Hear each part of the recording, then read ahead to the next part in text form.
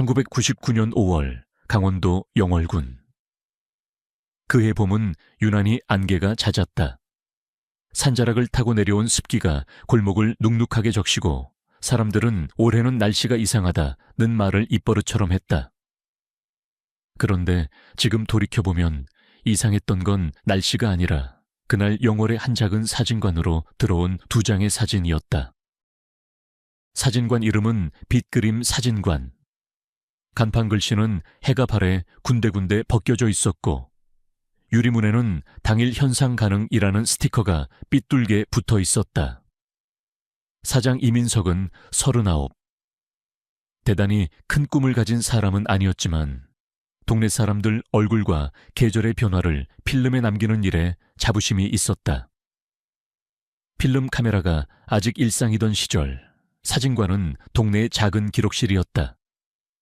누가 결혼했고, 누가 군대를 갔고, 누가 떠났는지 그 모든 장면이 얇은 필름 한 줄에 눌려 들어왔다. 그날 오후 이민석은 평소처럼 카운터를 정리하던 중 유리문이 조용히 열리는 소리를 들었다. 바람종이 달그락하고 울렸다. 들어온 남자는 낯선 얼굴이었다. 키는 크지 않았고 모자를 눌러 쓴 채 시선을 길게 주지 않았다. 그가 꺼낸 건 검은색 필름통 하나였다. 현상 가능한가요? 목소리는 낮았고 사투리인지 어딘지 모르게 억양이 살짝 끊겼다. 이민석은 늘 하던 대로 접수장을 꺼내며 물었다. 성함이? 남자는 잠깐 멈칫하더니 아주 자연스럽게 말했다. 우진이라고 적으세요. 이민석은 우진 2글자를 적었다. 그런데 이상했다. 이 동네는 좁다.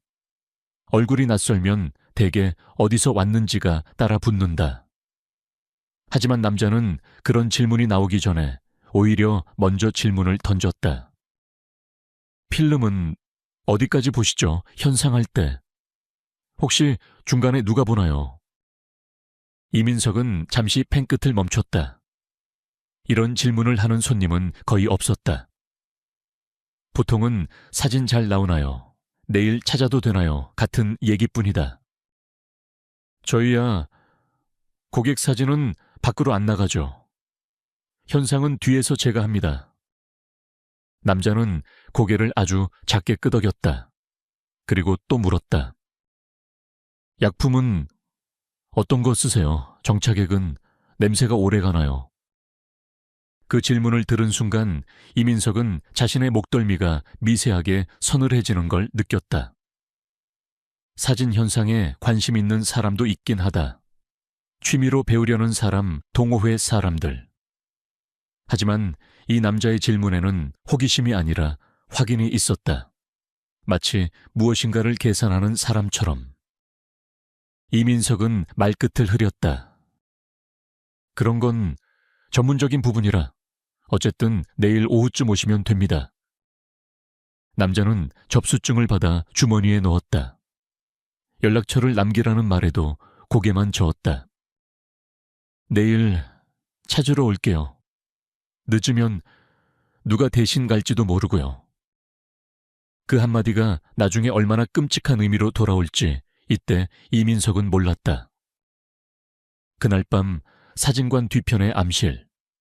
붉은 안전등 아래에서 이민석은 필름을 탱크에 넣고 약품을 부었다. 현상은 언제나 일정한 리듬을 갖는다. 시간을 재고 흔들고 기다리고 씻고 반복되는 절차가 오히려 마음을 안정시킨다. 그런데 첫 번째 인화지를 약품에 담갔을 때 그는 손이 멈췄다.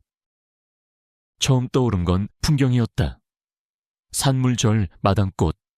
평범했다. 그는 숨을 놓았다. 괜한 오해였나 싶었다. 그런데 다음 인화지.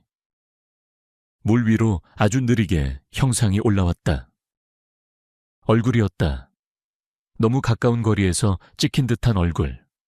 각도가 어색했고 표정은 굳어 있었다. 그리고 목 아래로는 사진이 끊겨 있었다.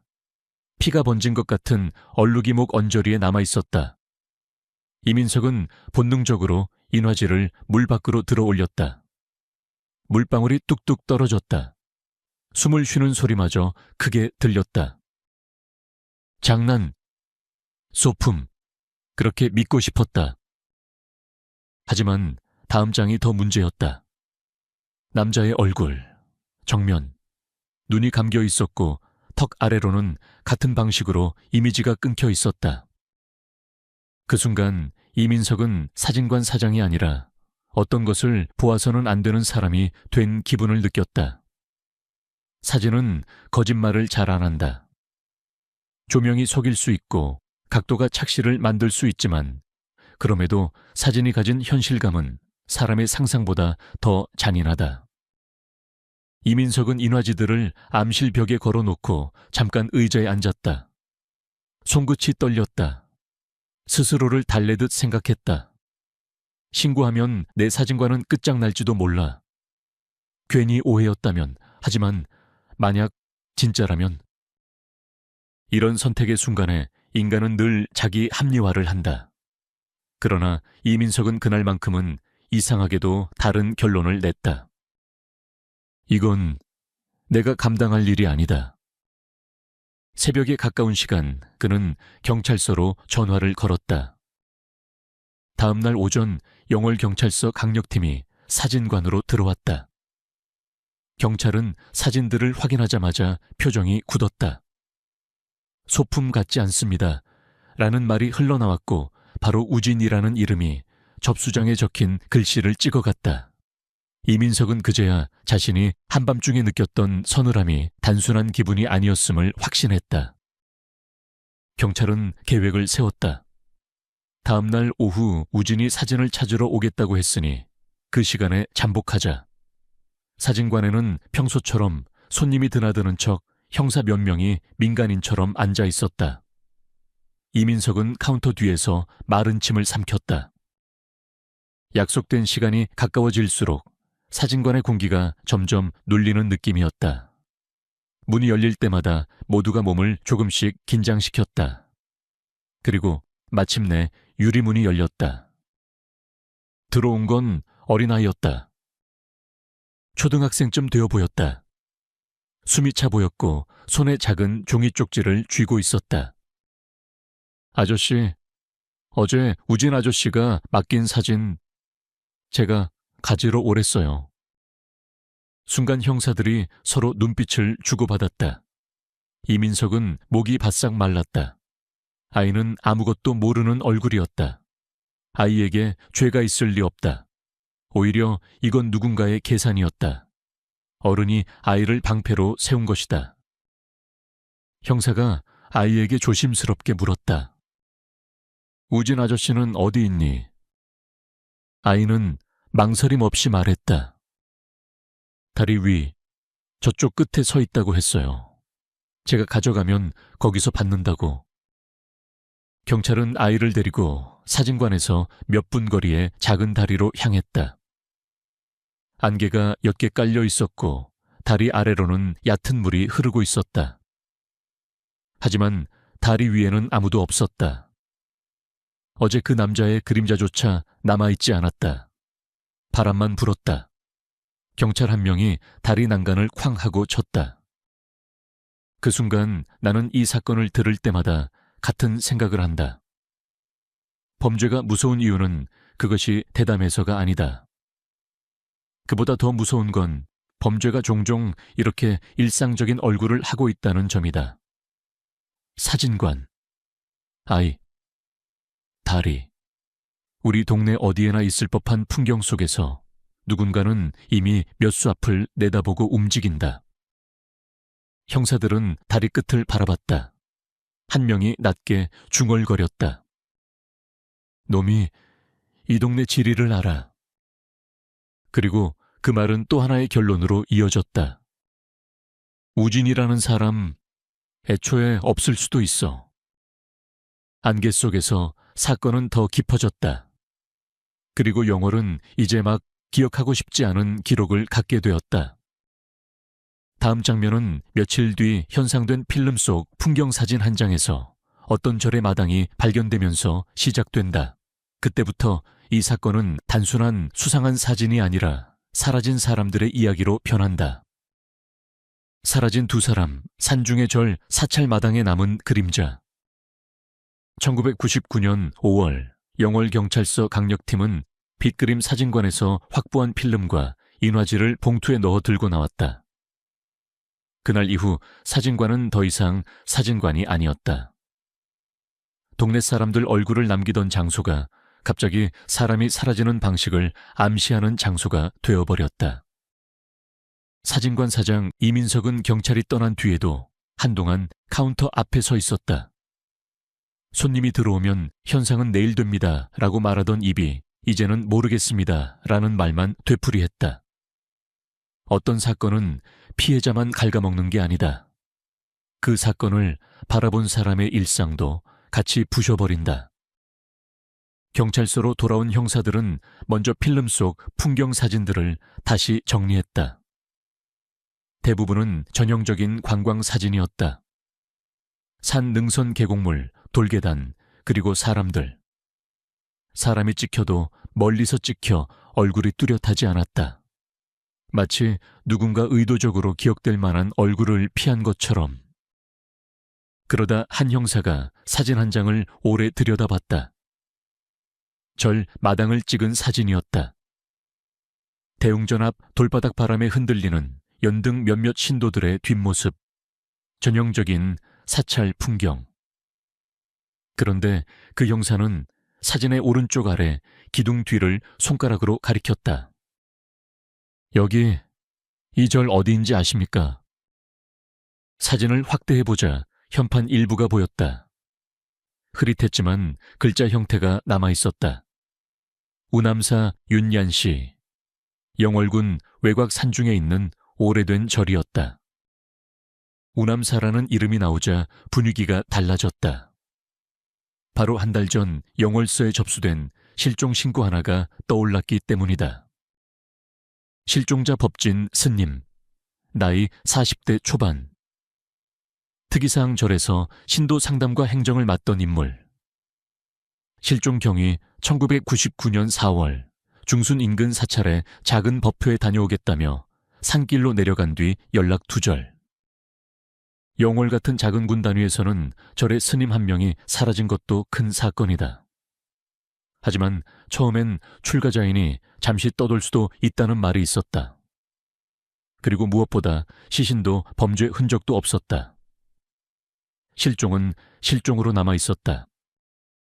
그런데 지금 이름 없는 필름 속에 우남사가 등장했다. 그것도 하필이면 이 사건의 중심에 있는 필름 속에서. 형사들은 곧바로 다른 실종 기록도 찾아냈다. 그 기록은 더 오래되어 있었다. 실종자 최영숙, 나이 50대 초반. 특이사항 오른쪽 광대 근처에 옅은 반점점. 실종 경위 1999년 3월 말 장을 보러 간다며 집을 나간 뒤 귀가하지 않음. 최영숙 사건은 초기에 동네에서 이런 말들이 돌았다. 가출 아니냐, 사채 때문 아니냐, 집안 사정이 있던 거 아니냐. 나는 이런 말이 나올 때마다 늘 숨이 막힌다. 사람들은 실종을 보면 먼저 사정과 이유를 만든다. 이유가 있어야 마음이 편하니까. 하지만 그 이유 만들기가 수사에 어떤 영향을 미치는지 우리는 너무 많이 보아왔다. 누군가의 실종이 그럴 만한 일로 취급되는 순간 그 사람은 사회에서 한 번 더 지워진다. 형사들은 두 실종 기록을 나란히 놓고 사진관에서 나온 두 장의 인화지와 다시 비교했다. 얼굴 윤곽 광대 형태, 그리고 뚜렷하게 보이던 광대 옆에 작은 표시. 결론을 확정할 수는 없었다. 사진이 선명하지 않았고 법의학적 감정이 가능한 단계도 아니었다. 하지만 직감이 있었다. 이건 우연이 아니라 연결이라는 직감. 그날 오후 강력팀은 우남사로 향했다. 산길은 비가 온 뒤처럼 미끄러웠고 차창에는 습기가 맺혀 밖 풍경이 흐릿했다. 우남산은 산 중턱의 자리에 멀리서 보면 안개에 잠긴 지붕이 떠 있는 것처럼 보였다.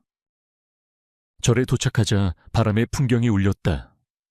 맑아야 할 소리가 이상하게 거칠게 들렸다. 마당에는 신도 몇 명이 조용히 쓸고 있었고 형사들이 신발을 벗고 들어서자 모두가 한 번씩 쳐다봤다. 그 시선에는 불편함과 두려움이 섞여 있었다.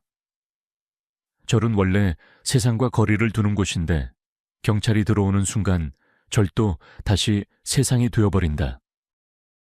주지스님은 형사들을 작은 접견실로 안내했다. 차가 나왔지만 누구도 잔을 들지 않았다. 형사 한 명이 조심스럽게 말을 꺼냈다. 법진 스님, 실종 이후 혹시 연락 온 적은 없습니까? 주지는 고개를 저었다. 없었습니다. 법진은 어디 가든 말 없이 떠날 사람이 아닙니다. 형사들은 준비해온 사진을 꺼내 보여주지 않았다. 아직은 아니었다. 절에 불필요한 소문을 퍼뜨릴 필요가 없었다. 대신 법진의 실종 전후 동선 그날 절을 방문했던 낯선 사람 차량 여부 등을 물었다. 주진은 잠시 생각하더니 말했다. 그 무렵 낯선 사람이 한 번 왔습니다. 스님과 짧게 말하던 걸 봤습니다. 다만 얼굴은 뚜렷이 기억나지 않습니다. 어떤 인상이었습니까? 그냥 말수가 적었고 눈을 잘 마주치지 않았습니다. 그 대답은 너무 흔해서 오히려 섬뜩했다. 범죄자가 특별한 얼굴을 갖는 경우는 드물다. 대부분은 기억하기 어려운 얼굴을 갖는다. 그래서 더 위험하다. 형사들은 절 마당을 돌아봤다. 법진이 마지막으로 서 있었을지 모르는 장소 신도들이 드나드는 길, 산길로 내려가는 작은 계단, 그리고 형사 한 명이 사찰 뒤편의 창고 앞에서 멈췄다. 바닥에 남은 희미한 자국 때문이었다. 오래된 타이어 자국처럼 보이기도 하고 사람 발자국처럼 보이기도 했다. 분명한 건 누군가 이 절 주변을 자주 오갔을 가능성이 있다는 점이었다. 그날 저녁 경찰은 최영숙의 집도 찾았다. 가족들은 이미 몇 달째 지쳐 있었다. 실종 신고를 했을 때 누군가는 어른이니까 스스로 나갔겠지라고 말했다. 가족은 그 말을 들을 때마다 분노와 죄책감이 동시에 올라왔다고 했다. 최영숙의 남편은 조용히 옷장을 열어 마지막으로 입고 나간 옷 색을 설명했다. 그리고 딸은 어머니의 얼굴 사진을 내밀었다. 이 점 오른쪽 여기요. 엄마는 화장으로 가리기도 했어요. 형사들은 그 점을 오래 바라봤다. 사진관 필름에서 나온 인화지 속 흐릿한 표시와 겹쳐 보였다. 이쯤 되면 사람은 믿기 싫어도 믿게 된다. 사건이 실종이 아니라 범죄로 넘어가는 순간이었다. 하지만 문제는 늘 그 다음이다. 범죄라는 결론을 받아들였다고 해서 범인이 갑자기 눈앞에 나타나지는 않는다. 며칠 동안 영월에는 소문이 퍼졌다. 우남새 관한 말, 실종자 가족에 관한 말, 사진관에 관한 말. 특히 절에 대한 이야기는 과장되기 쉬웠다. 절에서 뭔가 숨긴다. 스님들 내부 문제가 있었던 거 아니냐. 같은 말들이 아주 빨리 번졌다. 나는 이런 장면이 혐오스럽다. 사건이 커질수록 사람들은 이야기를 소비한다. 진실을 기다리기보다 각자에게 편한 줄거리를 골라 믿는다. 그 줄거리는 대개 가장 약한 사람, 실종자의 가족, 조용한 공동체, 혹은 고립된 누군가에게 칼날이 된다. 강력팀은 소문과 싸우며 수사를 진행했다. 우진이라는 이름을 가진 사람을 조회했다. 근처 군단위까지 범위를 넓혔다. 하지만 뚜렷한 일치자는 없었다. 이름도 주소도 직업도 전부 모호했다. 그 이름은 마치 허공에 적힌 글자 같았다. 그리고 결정적으로 경찰은 아직 무엇이 실제로 일어났는지를 입증할 물증이 없었다. 사진이 있다고 해서 사건이 바로 입증되는 건 아니다. 사진은 수사의 불씨가 될 뿐 판결의 증거가 되기 위해서는 더 많은 연결고리가 필요하다. 그러던 중 한 형사가 필름 목록을 다시 훑다가 아주 작은 메모를 발견했다. 사진관 접수장 아래에 이민석이 무심코 적어둔 문장이었다. 손님이 물었다. 정차객 냄새 오래 가나요? 형사는 그 문장을 오래 바라보다가 말했다. 이건 취미가 아닙니다. 이건 준비입니다. 그리고 그 순간부터 수사의 방향이 조금 바뀌었다. 우진이라는 이름을 찾는 대신 누가 그 시기에 필름 현상과 약품을 배우고 대량으로 구입하려 했는지를 찾기 시작했다. 다음 장면은 영월 시내에서 가장 늦게까지 문을 여는 사진 재료상으로 이어진다. 그곳에서 한 점원이 떠올리는 얼굴 하나가 사건을 다시 움직이게 한다. 마치 사진이 어둠 속에서 천천히 현상되듯이. 폐공사장 뒤편의 구덩이, 땅이 숨기지 못한 것. 1999년 6월 초 영월은 장마가 오기 전에 눅진한 공기에 잠겨 있었다. 비는 내리지 않았지만 하늘은 늘 흐렸고 산바람은 습기를 잔뜩 머금은 채 마을을 훑고 지나갔다. 사람들은 그저 올해는 기운이 가라앉는다고 말했다. 그러나 그날 오전 한 통의 신고가 영월 경찰서 강력팀의 시간을 멈춰 세웠다. 저 땅을 좀 파다가요. 이상한 걸 봤습니다. 그냥 와서 보셔야 할 것 같습니다. 신고자는 공사장 인근에 사는 주민이었다. 그는 집 뒤편 빈터에서 텃밭을 만들려고 흙을 파고 있었다고 했다. 오래전에 중단된 공사장이라 사람 발길도 거의 없고 잡초만 무성해져 있던 곳. 삽끝이 단단한 무언가에 걸렸고 그는 처음엔 폐기물 더미인 줄 알았다. 하지만 흙을 조금 더 걷어내자 검은 비닐과 거친 섬유자루가 겹쳐진 형태가 나타났다. 그리고 그는 더 파지 못했다. 그 순간 사람은 본능으로 이건 내가 건드릴 일이 아니다를 안다. 강력팀은 현장으로 향했다. 폐공사장은 지도에조차 애매하게 표시되는 변두리였다.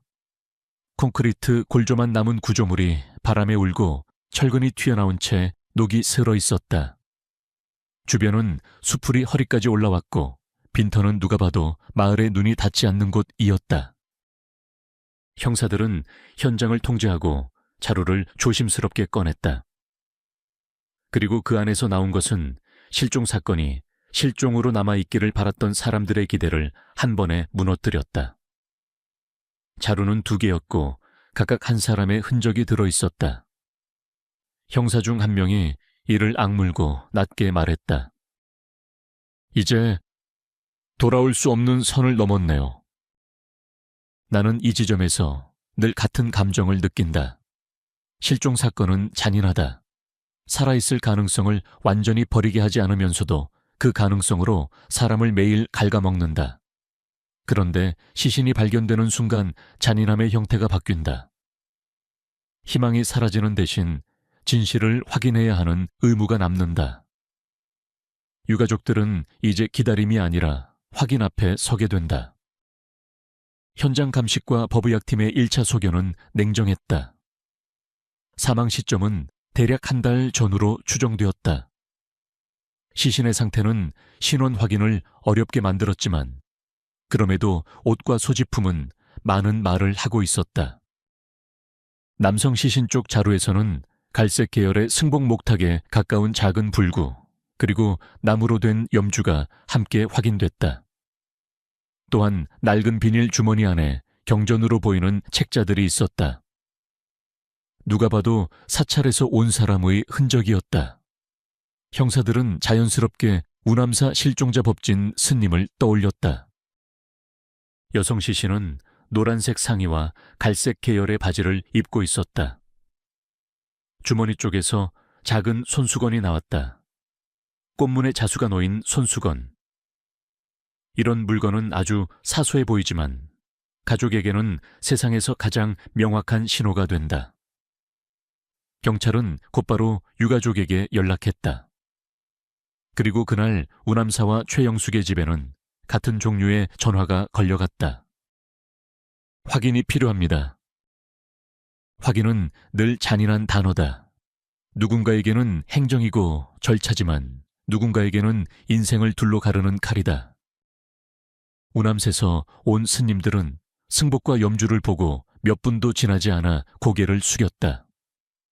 최영숙의 가족은 손수건을 보는 순간 말이 끊겼다. 딸은 손수건을 쥔 채 한참 동안 숨을 쉬지 못했다. 누군가는 이렇게 생각할지도 모른다. 그래도 이제는 알게 됐잖아. 하지만 사람은 진실을 알면 편해지는 게 아니라 진실을 안 채로 살아야 하는 법을 배워야 한다. 그날부터 이 사건은 더 이상 사진관에서 나온 수상한 필름이 아니었다. 명백한 살인 사건이었다. 언론은 즉시 들끓었다.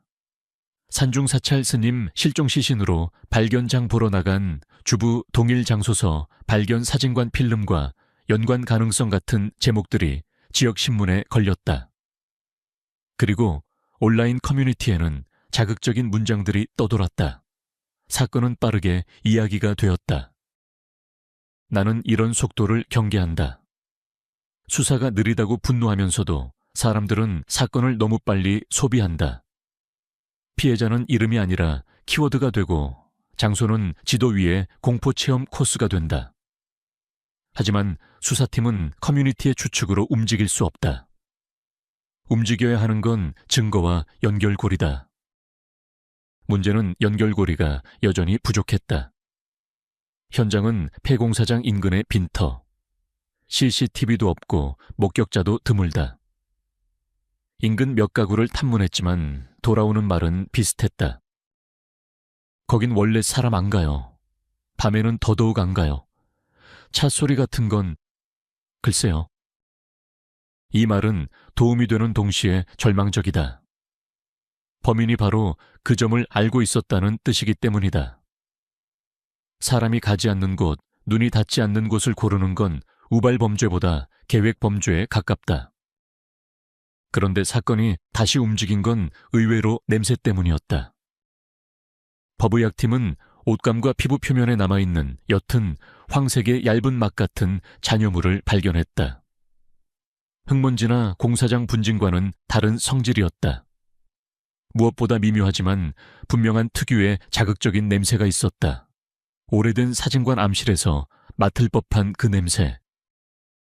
샘플은 곧바로 분석으로 넘어갔다. 결과는 수사팀의 머리를 한 방향으로 돌려놓았다. 잔여물에는 티오황산 나트륨 정착액 성분 그리고 하이드로퀴논 현상액 성분 계열이 포함되어 있었다.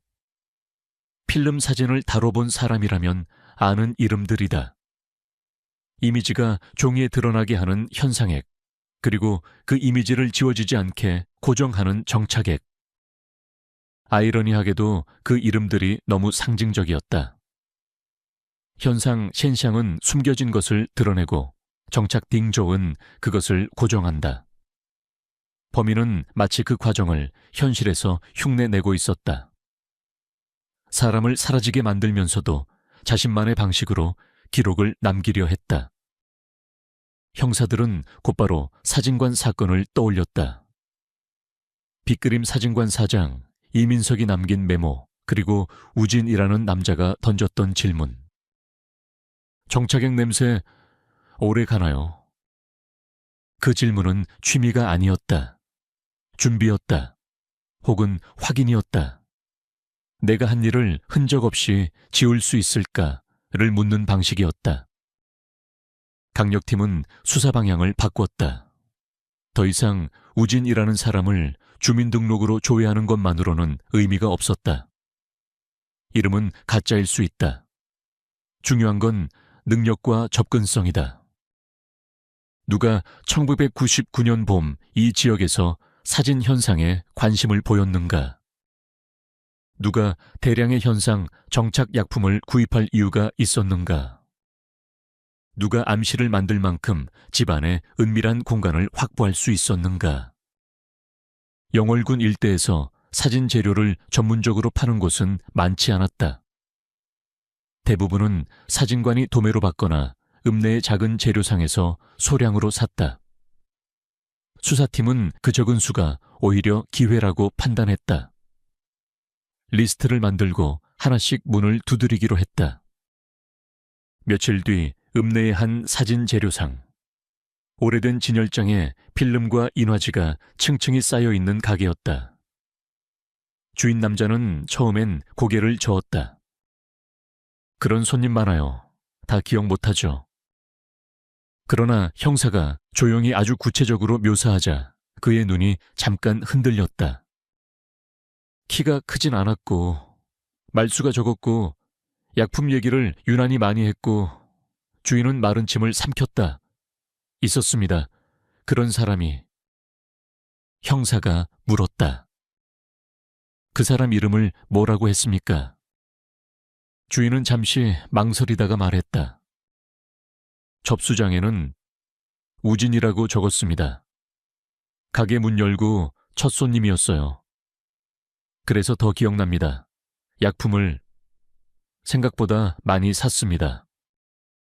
그 순간 수사팀의 머릿속에서 한 가지 그림이 또렷해졌다. 우진은 필름을 맡긴 사람일 뿐 아니라 약품을 다루는 방법을 적극적으로 배우고 확보한 사람이었다. 그리고 이제 질문은 바뀌었다. 우진이 누구냐가 아니라 우진이 어디로 돌아갔느냐였다. 다음 장에서는 그 재료상 주인이 더듬더듬 떠올리는 우진의 습관, 특히 그가 남긴 아주 사소한 단서 하나가 수사팀을 공원 근처의 한 주택가로 밀어넣는다. 그 사소함이 결국 사람을 잡는다는 사실을 우리는 너무 늦게 깨닫곤 한다. 약품 냄새 우진이라는 유령 이름 없는 사람을 쫓는 법. 사진 재료상 주인의 증언은 분명한 시작점이었다. 우진이라는 이름으로 약품을 많이 샀고 현상과 정착에 대해 유난히 집요하게 물었다. 강력팀은 그 말을 듣고 곧바로 판단했다. 이 사건은 우발이 아니라 준비된 범행일 가능성이 높다. 그리고 준비는 늘 습관을 남긴다. 어디서 샀는지, 누구에게 배웠는지, 어떤 루트를 썼는지. 사람은 자신이 능숙하지 않은 일을 할 때 반드시 어딘가에 흔적을 남긴다. 문제는 그 흔적을 찾는 쪽이 항상 늦는다는 것이다. 강력팀은 영월 읍내와 인근 면 단위까지 범위를 넓혀 사진 재료 판매처, 암실 장비 유통처, 인화지 도매상을 차례로 방문했다. 1999년 인터넷 주문이 지금처럼 흔하지 않던 시절이라 이런 루트는 비교적 좁았다. 그래서 수사팀은 오히려 희망을 가졌다. 어디선가 반드시 걸린다. 하지만 현실은 늘 수사팀의 낙관을 비웃는다. 가게 주인들은 대체로 비슷한 반응을 보였다. 필름 현상 배우려는 사람 많아요. 약품 사는 사람도 있죠.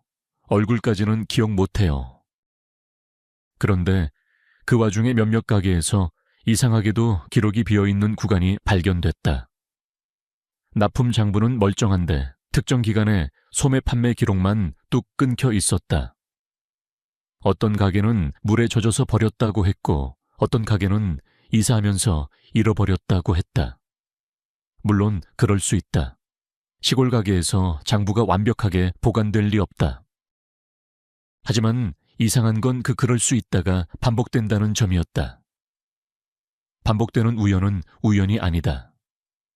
최소한 수사팀에게는 그렇게 보인다. 형사 한 명이 조용히 말했다. 누가 지우고 있는 거 아닙니까? 내가 이런 장면에서 느끼는 공포는 단순하다. 범인이 똑똑해서가 아니라 세상이 허술해서 생기는 공포. 기록은 사라지고 기억은 휘발되고 사람들은 원래 그래 라고 말한다. 그 틈이 범죄자의 숨통이 된다.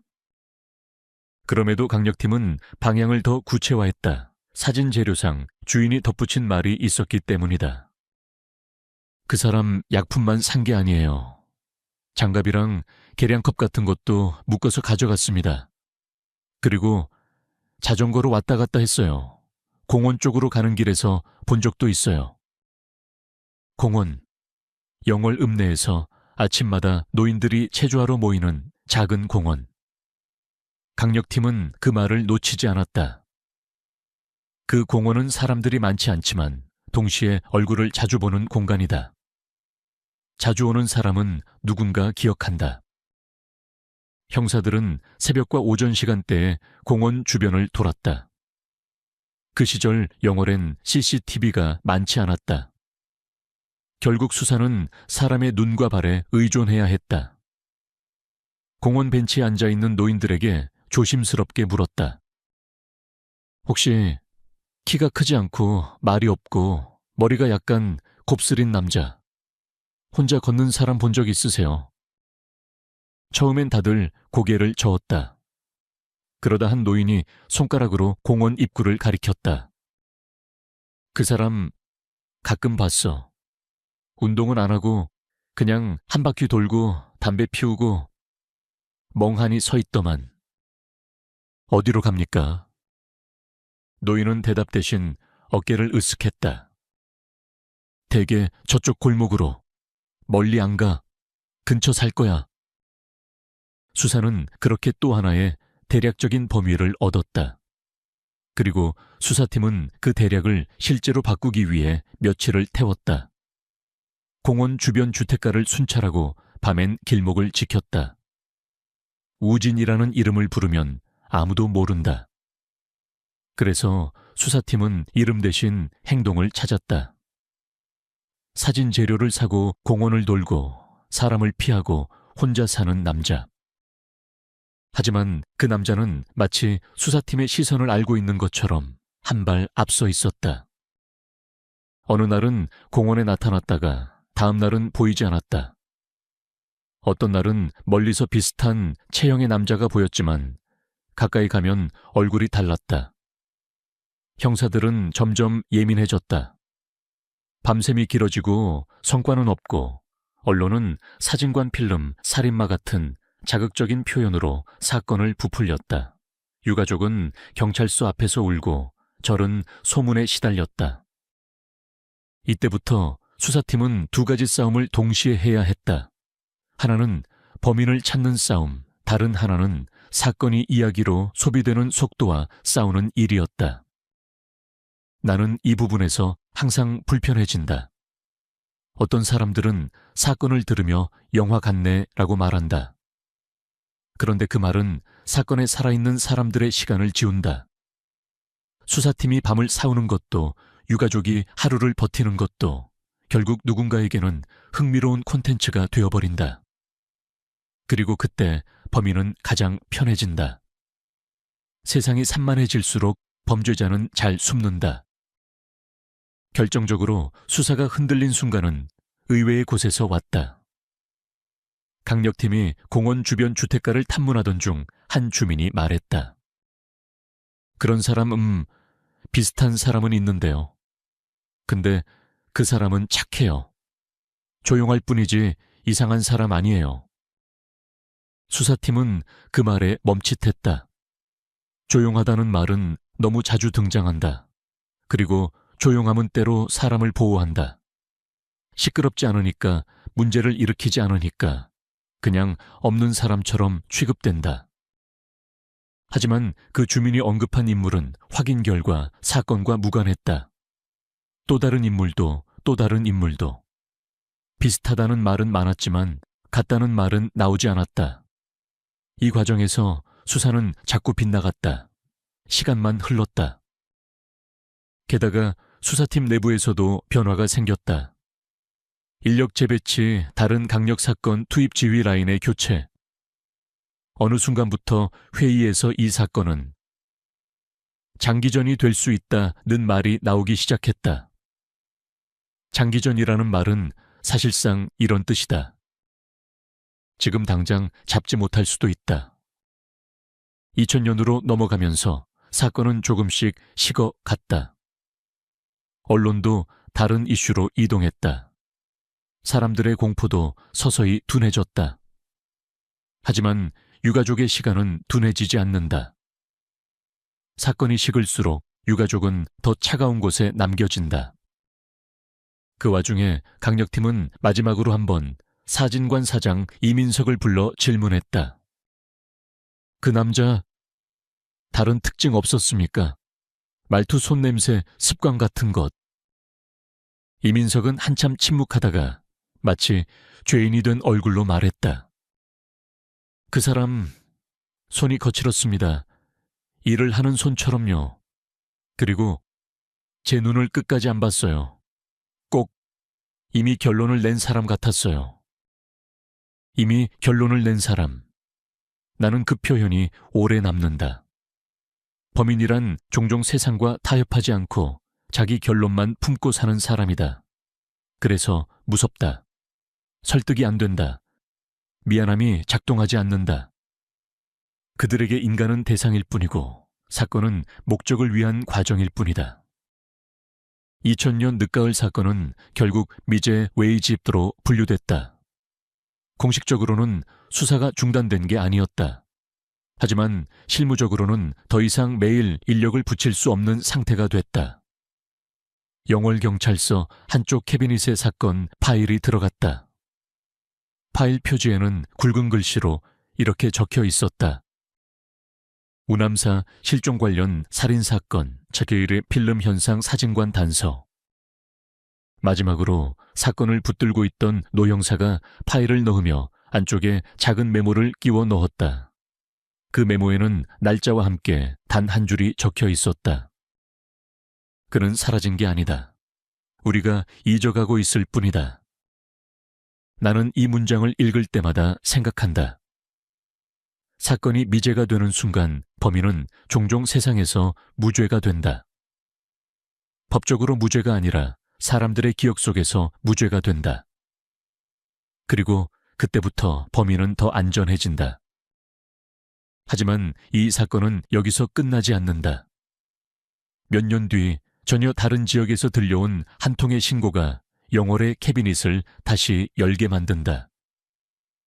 우진이라는 유령이 다시 모습을 드러내는 방식은 우리가 상상하는 것보다 훨씬 더 조용하고 그래서 더 끔찍하다. 4년 후 창문 없는 방의 노크 2층 사건이 다시 숨을 쉰 날. 2003년 12월 3일 강원도 원주 외곽. 첫눈이 올 듯 말 듯한 날씨였다. 해는 일찍 떨어졌고 아파트 복도는 난방이 닿지 않아 유난히 차가웠다. 저녁 9시가 조금 넘었을 무렵 4층 끝집 앞을 지나가던 주민이 발걸음을 멈췄다. 문틈에서 바람이 새는 소리가 아니라 아주 약한 두드림이 들렸기 때문이다.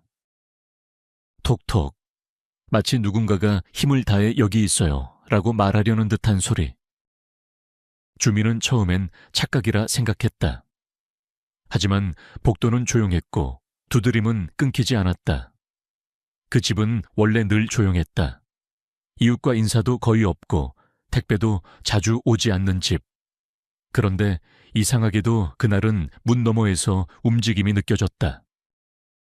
주민이 문에 가까이 다가가자 두드림이 멈췄다. 대신 아주 미세하게 숨소리 같은 게 들렸다. 그는 순간적으로 등을 타고 올라오는 불쾌한 감각을 느꼈다.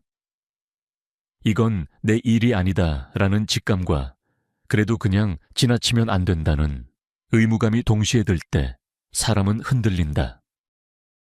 그는 관리사무소가 아니라 112를 눌렀다. 옆집에서 사람이 있는 것 같아요.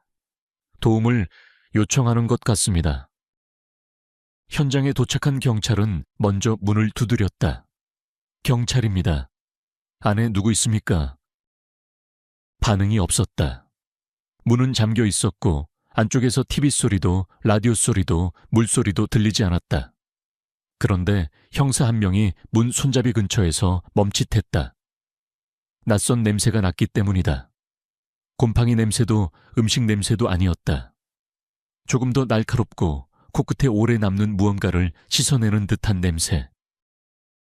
그 냄새는 오래된 사진관의 암실에서 맡던 냄새와 닮아 있었다. 경찰은 문을 강제로 개방했다. 문이 열리자 공기가 한 번에 쏟아져 나왔다. 방 안은 이상하리만치 깔끔했지만 동시에 비정상적으로 비어 있었다. 가구가 최소한만 놓여 있고 생활의 흔적이 거의 없었다. 마치 사람이 살기 위해 꾸민 집이 아니라 무언가를 숨기기 위해 만든 공간 같았다. 거실을 지나 안쪽으로 들어가자 작은 방 하나가 있었다. 문은 안에서 걸어 잠긴 듯했고 틈 사이로 어두움이 꽉 차 있었다. 경찰이 문을 열었을 때 그 안에서 발견된 것은 젊은 여자였다. 윤세나. 그녀는 제대로 움직이지 못했고 목소리도 바로 나오지 않았다. 경찰이 다가가 괜찮습니까? 라고 묻자 세나는 눈을 크게 뜨고도 한참 동안 말을 못했다. 그 눈빛은 공포라기보다 공포에 너무 오래 노출되어 감정이 굳어버린 사람의 눈이었다. 구급대가 도착해 세나를 병원으로 옮기는 동안 경찰은 집을 수색했다. 그리고 그때부터 이 사건은 단순한 감금 의심이 아니라 더 큰 무언가로 변하기 시작했다. 부엌 싱크대 아래에는 고무장갑과 계량컵 알 수 없는 통들이 정리돼 있었다. 거실 한쪽에는 자물쇠가 달린 수납함이 있었고 그 안에는 사진 관련 물품들이 빼곡히 들어있었다. 필름 인화지 약품병, 그리고 더 안쪽 창문을 검은 커튼으로 막아놓은 작은 공간에는 임시로 만든 듯한 암실이 있었다. 빨간 안전등 말라붙은 집게, 얼룩진 트레이. 이 지점에서 경찰은 본능적으로 깨달았다. 이 집은 우발적 감금이 아니다. 이건 시스템이다. 그리고 수사관이 암실 앞에 섰을 때 코끝을 다시 찌른 그 냄새가 확신으로 바뀌었다. 현상액 정착액, 사진을 드러나게 하고 고정시키는 냄새. 나는 이런 대목에서 등골이 서늘해진다. 사람은 종종 자기 취미를 핑계로 범죄를 숨긴다. 하지만 어떤 경우에는 반대로 취미가 범죄의 언어가 된다. 이 집의 암실은 취미가 아니라 의식에 가까웠다. 세나는 이틀 동안 거의 말을 하지 못했다. 의료진이 안정제를 쓰고 경찰은 무리하게 질문하지 않았다. 대신 담당 형사는 병실 복도에서 기다렸다. 오래 기다리는 수사는 익숙하다. 다만 이번 기다림은 달랐다. 이 사람의 기억이 누군가의 생사를 가를 수도 있다는 점에서. 12월 6일 밤 세나는 마침내 입을 열었다. 목소리는 쉰데다 끊겼지만 말의 방향은 놀랍도록 정확했다. 그 사람 사진을 찍었어요. 어떤 사진입니까? 세나는 잠깐 숨을 고르고 말했다. 사람을 기록한다고 했어요. 그리고 자꾸 말했어요. 형사가 물었다. 무슨 말을요? 세나는 눈을 아래로 내리깔고 아주 작게 따라했다. 사진은 거짓말 안 해. 사람이 거짓말하지. 그 문장 하나로 병실 공기가 바뀌었다. 수사관은 그 문장이 단순한 멘트가 아니라 범인의 세계관이라는 걸 직감했다. 사진이라는 물체를 진실의 재판관으로 삼는 사람. 그러면서 정작 자신은 가짜 이름을 쓰고 거짓말로 사람을 끌어들이는 사람. 세나는 더 말했다. 그 남자는 말수가 많지 않았고 눈을 잘 마주치지 않았다. 집안의 창문을 늘 가렸다. 불이 켜져도 빨갛고 어두운 빛이었고 냄새는 늘 비슷했다. 어느 날 밤 남자가 작은 수첩을 펼쳐 뭔가를 보며 중얼거린 적이 있는데 세나는 그때 들은 단어를 기억했다. 영월, 절, 사진관. 형사는 펜 끝이 멈췄다. 영월이라고 했습니까? 세나는 고개를 끄덕였다. 산, 절, 마당 사진도 있었어요. 사람들이 뒷모습으로 서 있는 절, 마당 사진. 강력팀의 머릿속에서 오래 잠들어 있던 파일 하나가 벌떡 일어났다. 원주경찰서는 즉시 강원청에 보고했고 강원청은 영월의 미제 사건을 담당했던 인원들에게 연락을 돌렸다. 몇 년 동안 다른 사건으로 흩어져 있던 형사들이 다시 모였다. 그리고 그 중에는 2000년 가을 캐비닛의 사건 파일을 넣으며 메모를 남겼던 노 형사도 있었다. 그는 전화를 받고 한참 말을 하지 못했다. 그러다 아주 낮게 말했다. 그냥 잊힌 줄 알았죠. 근데 결국 다시 나오네요. 그날 밤 영월경찰서의 오래된 창고에서 우남사 관련 살인사건 증거 상자가 다시 꺼내졌다. 봉인 테이프는 누렇게 변해 있었고 상자 위에는 먼지가 얇게 쌓여 있었다. 마치 시간이 상자 위에 조용히 눌러앉아 있었던 것처럼. 상자를 열자 그때 그 필름이 나왔다. 빅그림 사진관에서 나온 35mm 필름, 인화제, 접수장 4본, 그리고 법의학팀이 남긴 약품 성분 분석 보고서. 원주 사건 담당 형사는 자료를 훑다가 멈춰 섰다. 사진관 사장 이민석이 적어둔 메모가 다시 눈에 들어왔기 때문이다. 손님이 물었다. 정착액 냄새 오래 가나요? 세나가 말한 것, 그리고 1999년에 필름을 맡긴 남자가 물은 것, 냄새, 사진, 절마당, 영월. 이쯤 되면 단순한 유사사건이 아니라 같은 흐름으로 보인다. 그 흐름의 끝에는 한 사람이 있을 가능성이 높다. 그리고 그 사람이 4년 동안 안전했을 가능성이 있다는 뜻이기도 하다. 나는 이 순간이 가장 무섭다. 사건이 해결되는 장면이 아니라 사건이 다시 연결되는 장면이. 왜냐하면 연결은 곧 확인이기 때문이다. 그동안도 누군가가 더 있었을지 모른다는 확인. 수사팀은 1999년 당시에는 할 수 없었던 걸 하기로 했다. 당시에는 부족했던 감식 기술 기록 접근, 그리고 무엇보다 클랜 살아있는 목격자 갑과 이제는 있다. 세나의 진술을 기반으로 집에서 나온 물품과 영월 사건의 물증을 교차 분석하기 시작했다. 그리고 새벽 무렵 노 형사가 상자 안쪽에서 마지막 메모를 다시 꺼내 읽었다. 그는 사라진 게 아니다. 우리가 잊어가고 있을 뿐이다. 노 형사는 메모를 접어 주머니에 넣었다. 그리고 조용히 말했다. 이번엔 잊지 맙시다. 다음 장에서는 세나의 기억 속에 남아있던 사소한 물건 하나 붉은 갈색의 낡은 자전거, 그리고 한 장의 신문 스크랩 이 수사팀을 특정 주택가로 이끈다. 우진이라는 유령이 드디어 실제로 숨쉬는 사람으로 바뀌기 시작한다. 암실의 불이 켜지던 밤, 유령이 사람이 되는 순간. 2004년 1월 강원청은 영월 미제 사건과 원주 감금 사건을 묶어 합동수사본부를 꾸렸다. 이름은 거창했지만 실제로는 몇 명의 형사와 감식팀, 그리고 오래된 파일 하나가 전부였다. 다만 이번엔 결정적인 차이가 있었다. 1999년에는 없던 것이 지금은 있었다. 살아있는 목격자, 그리고 그 목격자가 남긴 언어와 습관. 윤세나는 병원에서 회복되는 동안 기억을 조금씩 끌어올렸다. 수사팀은 그녀가 말할 수 있을 만큼만 그러나 빠짐없이 기록했다. 그 중에서 형사들이 가장 집중한 건 사람의 얼굴보다 공간의 특징이었다. 창문을 늘 가리는 집, 빨간 안전등 약품 냄새, 사진 장비와 인화지, 집 안에 잠긴 방, 그리고 낡은 붉은 갈색 자전거.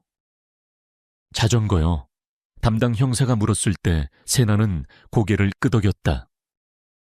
가끔 그걸 타고 나갔어요. 밤에요. 그리고 돌아오면 흙이 묻어 있었어요. 그 말은 단서이자 경고였다. 범인은 움직인다. 그리고 움직이는 범인은 항상 생활 흔적을 남긴다. 수사팀은 곧바로 1999년 영월에서 제기됐던 기록을 다시 붙잡았다.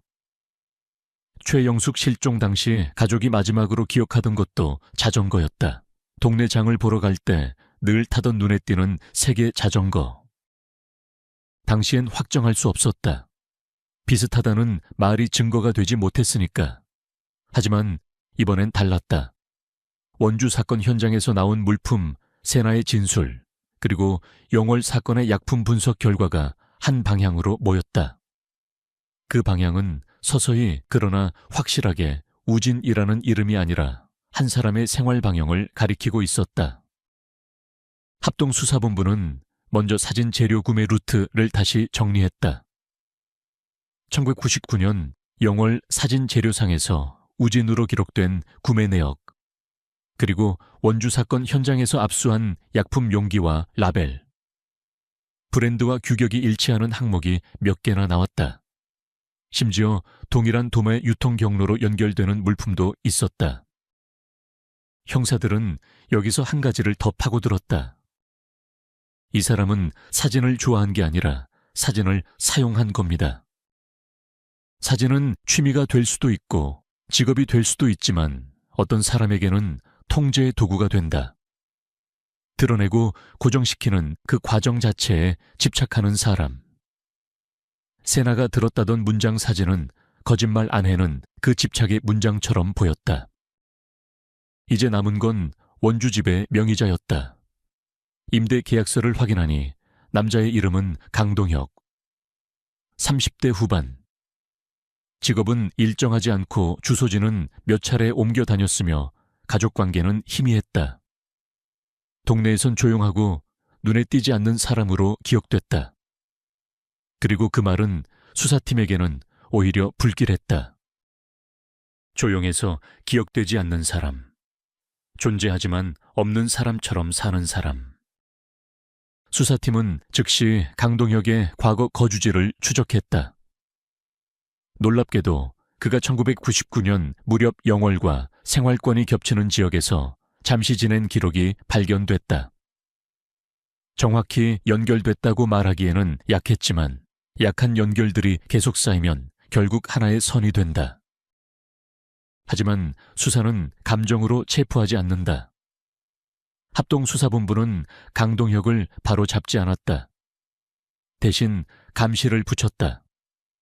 그가 어떤 시간대에 움직이는지, 어디서 물건을 사는지, 누구를 만나는지, 그리고 그 과정에서 사건이 다시 한번 스스로 모습을 드러냈다. 강동혁은 어느 날 아침 낡은 붉은 갈색 자전거를 끌고 나와 동네 자전거 수리점으로 갔다. 형사들은 멀찍이서 지켜봤다. 수리점 주인과 짧게 대화를 나누더니 강동혁은 자전거를 두고 현금을 받았다. 그리고 걸어서 집으로 돌아갔다. 형사 한 명이 수리점으로 들어가 확인했다. 방금 자전거 가져온 사람 자주 옵니까? 주인은 고개를 저었다. 처음 봤어요. 근데 급하게 팔고 싶어 하더라고요.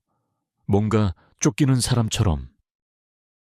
수사팀은 그 자전거를 확보했다. 그리고 영월 사건 유족이 제출했던 사진자료, 특징 묘사와 대조했다. 색감 프레임 형태, 페달 교체 흔적, 완벽한 동일성은 아니어도 우연이라 보기에는 점점 부담스러워지는 유사성이었다.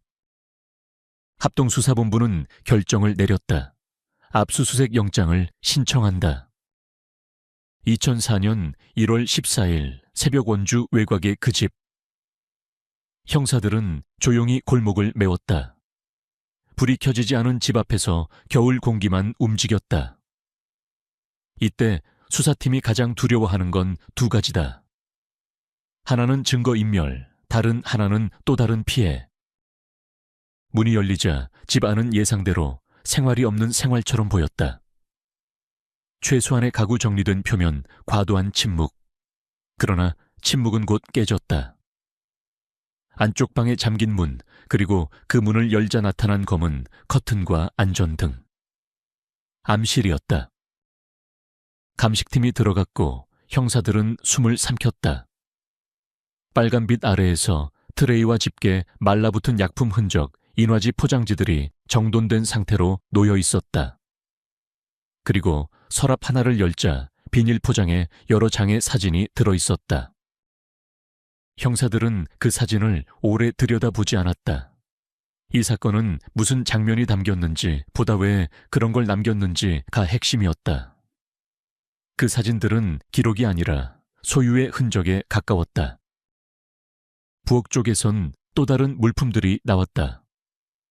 계량컵 고무장갑, 그리고 특정한 형태의 자루 포장지들. 무엇보다 집 안 곳곳에서 감식팀이 채취한 미세 흔적들이 영월 사건과 비교될 수 있는 상태였다. 합동수사본부는 그 자리에서 강동혁을 긴급 체포하지 않았다. 그는 그날 새벽 집에 없었다. 형사들은 그게 오히려 기회일 수도 있다고 생각했다. 집이 비어있는 시간은 범인이 대비하지 못한 시간이다. 오전 11시 무렵 강동혁이 골목 끝에서 걸어오는 게 확인됐다. 그는 평소처럼 고개를 낮추고 시선을 옆으로 흘리지 않았다. 바로 그 무심함이 형사들의 결론을 굳혔다. 이 사람은 세상을 피하는 게 아니라 세상을 자기 규칙대로만 통과하는 사람이다. 체포 순간은 짧았다. 강동혁은 크게 저항하지 않았지만 묘하게 담담했다. 오히려 그 눈빛이 더 불길했다. 당황이 아니라 정리에 가까운 얼굴. 형사가 말했다. 강동혁 씨 체포합니다. 경찰서로 가시죠. 강동혁은 잠깐 멈췄다가 아주 낮게 물었다. 무슨 혐의로요? 형사는 대답했다. 1999년 영월 사건 그리고 원주 감금 사건 다 연결돼 있습니다. 그 순간 강동혁의 눈동자가 아주 미세하게 흔들렸다. 단 1초. 하지만 수사관은 그 1초를 놓치지 않는다. 사람은 자신이 예상하지 못한 단어에서 흔들린다. 그리고 그 흔들림이 진실로 이어진다. 조사실에서 강동혁은 처음엔 부인했다. 자신은 사진이 취미였고 약품은 취미용이며 암실은 개인 공간이라고 했다. 사진에 대해서도 연출이라고 말하려 했다. 1999년의 이름 우진에 대해서는 모른다고 했다. 그러나 수사팀은 이 사건이 한 번의 자백으로 끝나지 않는다는 걸 알고 있었다. 그래서 그들은 강하게 몰아붙이지 않았다. 대신 차갑게 맞췄다. 1999년 영월 사진재료상 장부에 적힌 우진의 구매 품목. 강동혁 집에서 나온 동일 규격 물품. 영월 사건 피해자의 옷감에서 검출된 약품 성분과 집 내부 채취, 성분의 일치 가능성. 붉은 갈색 자전거의 이동 경로. 윤세나의 진술에 등장하는 영월 절 사진관. 그리고 결정적으로 빅그림 사진관 사장 이민석의 대면 진술 가능성. 형사가 조용히 말했다. 강동혁 씨, 우리는 이름을 묻는 게 아닙니다. 당신이 한 일을 묻는 겁니다. 강동혁은 입술을 다물었다. 침묵이 길어졌다. 그 침묵 속에서 형사들은 기다렸다. 범죄자의 방어는 종종 말로 이루어지지만 붕괴는 대개 침묵에서 시작된다. 한참 뒤 강동혁이 아주 작은 목소리로 말했다. 우진은 그냥 이름이 필요해서 쓴 겁니다. 그 말은 자백이 아니었다. 그러나 수사팀은 알았다. 유령이 사람이 되는 순간이었다. 그리고 그 다음 질문은 자연스럽게 따라왔다. 왜 하필 우진이었습니까? 강동혁은 잠시 웃는 듯한 표정을 지었다. 진짜 웃음이 아니라 스스로의 논리를 확인하는 표정. 그 이름이면 아무도 못 찾을 것 같았으니까요. 나는 이 대목이 가장 섬뜩하다. 범죄자의 논리는 종종 이렇게 단순하다. 거창한 신념이 아니라 안 들키면 된다는 계산. 그리고 그 계산을 가능하게 해주는 건 우리가 일상에서 너무 쉽게 넘기는 사소함들, 기록의 부재관심에 빈칸 조용한 사람이라는 방패다. 합동수사본부는 그날 밤 영월에서 먼지를 뒤집어 쓴 파일 하나를 다시 펼쳐놓고 그 위에 새로운 기록을 쌓기 시작했다. 1999년의 2장의 사진은 이제 더 이상 미스터리가 아니었다. 그 사진들은 범인의 얼굴을 보여주지 않았지만 범인의 방식을 보여주었다. 그리고 방식은 결국 사람을 잡는다. 다음 장에서는 강동혁이 왜 사진과 암실에 집착했는지, 그리고 그 집착이 어떻게 범행의 구조가 되었는지를 법정과 심리 분석, 그리고 피해자들의 목소리로 마무리한다. 이 사건의 결말은 잡았다로 끝나지 않는다. 진짜 결말은 잡힌 뒤에 남겨진 사람들이 어떻게 살아남는가에 있다. 판결, 그리고 마을에 남은 여진 끝났는데 끝나지 않는 이야기. 2004년 봄강원청 합동수사본부는 마침내 사건을 하나의 서사로 엮어냈다. 영월의 두 실종 사건 폐공사장 뒤편에 매장 사진관에서 시작된 필름 원주, 외곽의 감금, 그리고 강동혁이라는 이름. 그동안 따로따로 흩어져 있던 조각들이 늦게나마 같은 방향을 가리키기 시작했다. 수사팀이 가장 경계한 건 자백에 기대는 수사였다. 강동혁은 이미 한 번 우진이라는 유령을 만들어냈다. 그런 사람의 말은 언제든 또 다른 유령을 만들 수 있다. 그래서 합동수사본부는 강동혁의 진술을 증거로 눌러 고정했다. 말이 아니라 흔적과 기록으로. 1999년 영월 사진재료상 구매 내역과 원주주택 압수물의 유통 경로, 영월 사건 피해자의 의복에서 검출된 약품, 성분과 원주 암실 내 잔류 성분의 비교, 윤세나의 진술과 집 내부 구조 잠긴 방 커튼 처리 장비 배열 일치, 강동혁의 이동 방향과 영월 원주의 접점, 빗그림 사진관 사장, 이민석의 대면 진술과 접수 기록. 사건은 그럴듯한 이야기에서 법정에서 통하는 사실로 변해갔다. 이 차이가 크다. 우리는 종종 사건을 들으며 맞다 저럴 것 같다고 생각하지만 법은 그럴 것 같다로 사람을 처벌하지 않는다. 특히 이런 사건은 더 그렇다. 피해자의 삶이 너무 무거워서 수사의 빈틈은 곧 2차 폭력이 된다. 강동혁은 정신감정을 받았다. 결과는 명확했다. 심신미약으로 보기 어렵고 범행의 결과를 인식하며 통제할 능력이 있었다. 수사팀은 이 결과를 들었을 때 안도와 불쾌함을 동시에 느꼈다. 안도는 법적으로 책임을 묻는 길이 열렸다는 의미였다. 불쾌함은 그 모든 일이 정상적인 판단력 안에서 이루어졌다는 사실이 주는 섬뜩함 때문이었다. 그의 진술에는 일관된 흐름이 있었다. 사진 기록 확인 소유. 그는 자신이 한 일을 살인이라 부르지 않았고 행위라고 불렀다. 그래서 더 위험했다. 단어를 바꾸면 죄책감이 얇아진다고 믿는 사람들. 나는 그런 방식이야말로 가장 비겁한 폭력이라고 생각한다. 인간의 존엄을 지운 뒤 단어까지 지운다. 윤세나는 법정의 증인으로 서는 걸 두려워했다. 그녀에게 법정은 정의의 공간이 아니라 다시 끌려 들어가는 방처럼 느껴졌을 것이다. 합동수사본부는 가능한 한 보호 절차를 마련했고 세나는 떨리는 목소리로 말했다. 그 사람은 제가 사람이 아니라 어떤 기록의 대상처럼 봤어요. 그 말은 짧았지만 사건의 본질을 드러냈다. 피해자는 늘 사람이었는데 범인은 피해자를 대상으로만 보았다. 범죄는 여기서 시작한다. 인간을 대상화하는 순간 죄책감은 기술로 바뀐다. 그리고 그 기술은 반복된다. 재판은 2004년 말까지 이어졌다. 영월군 법정은 평소보다 훨씬 붐볐다. 사람들은 진실이 확정되는 순간을 보러 왔다. 그러나 나는 그 장면이 늘 불편하다. 누군가의 비극이 확정되는 순간에 사람들은 왜 이렇게 많이 모일까? 어쩌면 그들은 안전함을 확인하고 싶은 것인지도 모른다. 우리는 이제 안심해도 된다는 확인.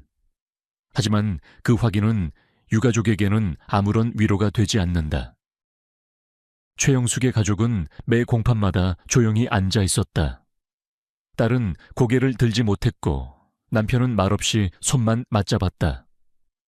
우남사의 스님들은 공판이 끝난 뒤에도 마당을 쓸 듯이 법정 바닥을 조용히 정리하듯 걸어 나갔다.